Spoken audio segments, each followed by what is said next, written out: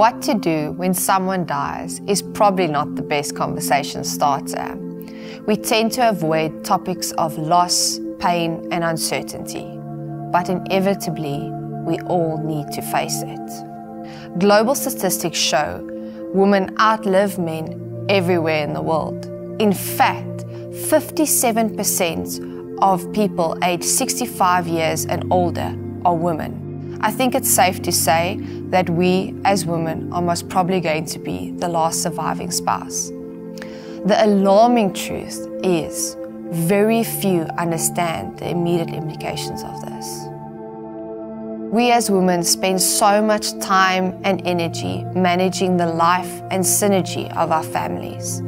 The daily routines of who, what, where, and how, the meals list, the shopping list, dealing with the curveballs of illness, injury, and last-minute changes.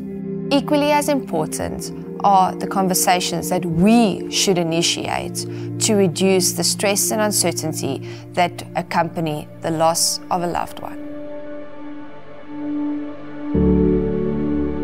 Yeah, no one can really prepare you for the separation of losing. And for me, it was the hardest thing. He died in 2020. I literally took him to the hospital on Tuesday, Wednesday morning. He was here, he was gone. So there was no preparation whatsoever for anything. I mean, I came back from the hospital and I sat on the bed and I was like, sure, what am I going to do now, you know? Then you start speaking to friends and they are like, do you know if he had policies? I'm like, I don't know. Then with those other policies, there were no documents. But the biggest thing for me, when they said, you can't touch your husband's bank account. Then I was like, so how am I going to pay the bond? How am I going, because I still had access to draw money and all those things. They said, you can't do that. The paperwork, I have to say, it takes away the emotions of you saying and settling and saying, I really miss you. I'm really hurting. I'm not doing well today. Have a conversation with an expert and someone that has experienced this kind of thing and saying, you know, what would it look like when I'm gone? What would it look like when we are both gone? If people think death does not happen to you, death happens to everyone.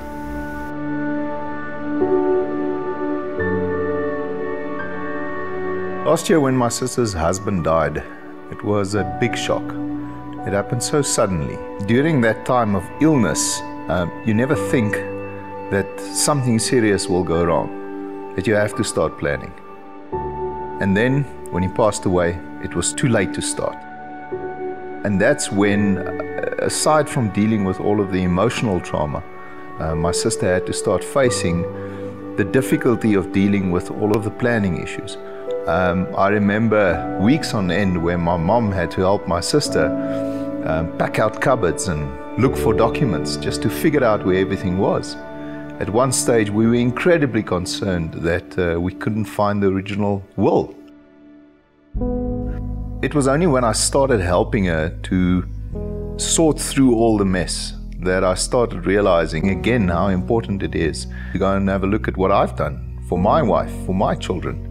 Telling my wife who she has to contact if something happens to me, where she has to look for important documents.